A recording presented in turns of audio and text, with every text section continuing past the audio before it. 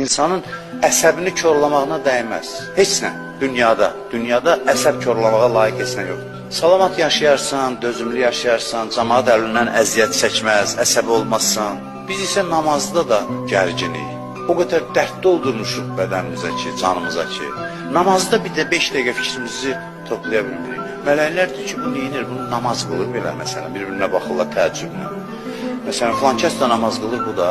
Hədislərdə var, Allah deyir, qaytarın bu namazı. O namaz olmadı bunun namazı. Qaytarın özünü. Sözümün məqsədi bu deyil ki, Həzrət Əlinin də sözünün məqsədi bu deyil ki, mömin səhlənkarlıq eləyir. Xeyr, özünə qarşı tələbkardır. Özünə qarşı tələbkardır, amma mənasız işlərə görə qanını qaratmır və başqalarının da qanını qaratmır. Onunla yaşamaq asandır. Amma bunun yanında bir söz var ki, dinində bərkdir. Onu gələn həftə qismət olsa, bu onu tamamlayır çünki. Harada güzəşt eləyir, harada eləmir.